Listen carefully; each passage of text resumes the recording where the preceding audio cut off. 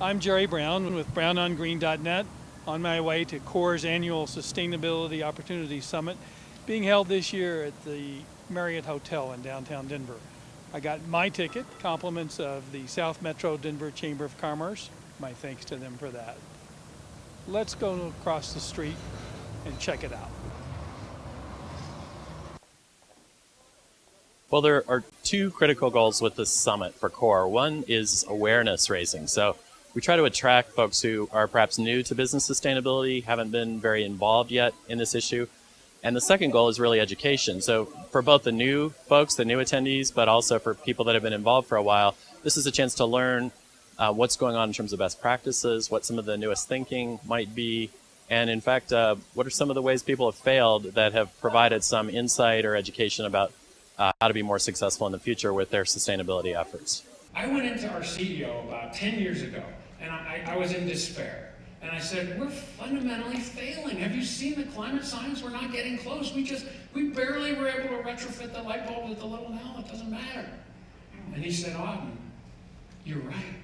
But what matters is what happens to our owners. Our ownership is a wonderful privately held. We're privately held. It's a private family. And he said, if they change, that's the goal. This was 10 years ago, and this group, this family has been widely philanthropic and cares deeply about the world and didn't necessarily have a laser focus on sustainability. And today, one of the family members is on the board of Conservation International. One of the family members is on the board of Natural Resources Defense Council. They started in environmental philanthropy. They started looking into their businesses to find efficiency and sustainability. Big things have happened. I've argued that renewable energy credits are a scam and they're fundamentally marketing. Now, I bought RECs at one point, so I made that mistake. But the fundamental issue in renewable energy is the question of additionality, which is, did anything change? If I run a program where you give me $5 for carbon credits, and I take a light bulb and give it to Paul and go home with Paul and make sure he puts it in his ceiling and make sure it's his most used fixture, and then I check up on him, as I know I will have to do, that's an offset that's called additional. It changed the world, but most RECs do not. Corporations seem to be scared to talk about the good things they're doing.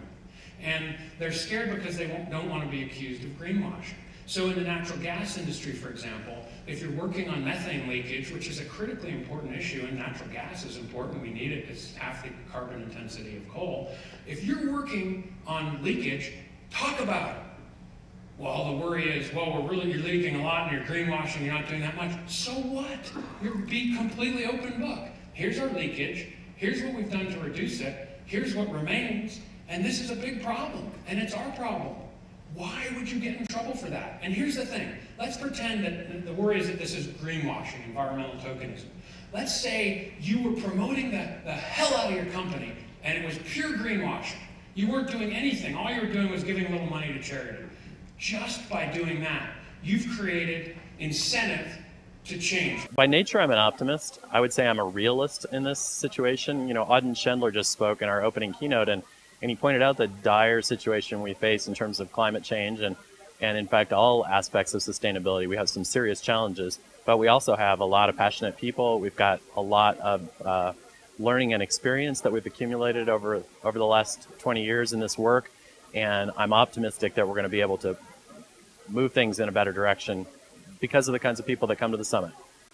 We have all the technologies that we need. We know how to make buildings that make more energy than they use.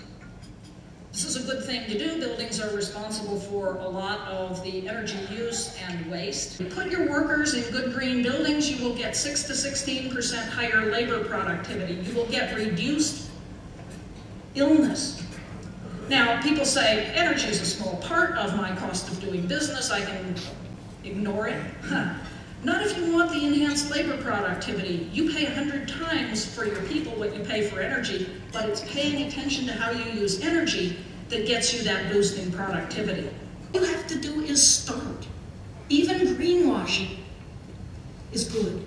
As I say, hypocrisy is the first step to real change. As you would expect, the keynotes by Auden Schindler and Hunter Levins were highlights of this year's Sustainability Summit.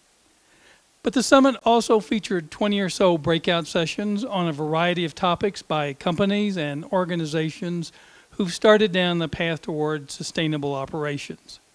And there was a mini trade show where companies and organizations showed off their sustainable products and activities. This was my second sustainability summit. I also attended the summit last year. I noticed two things at both summits that I've attended. First, the summit involves dialogue by companies, individuals, and organizations who are working at sustainability not just because it's the right thing to do, although I suspect most of them feel it is, but because they believe it's the smart thing to do. Saving energy saves money. Increasing efficiency increases profitability. Green buildings increase employee morale and productivity. The second thing I noticed is that the summit involves serious, respectful discussion by people looking for answers that will help them improve their business and make them more successful. None of the histrionics and posturing that seem to dominate our political discussion on these issues. Our politicians could certainly learn a few things from the business people who attended the summit. This is Jerry Brown, and that's my 2 cents worth. What's yours?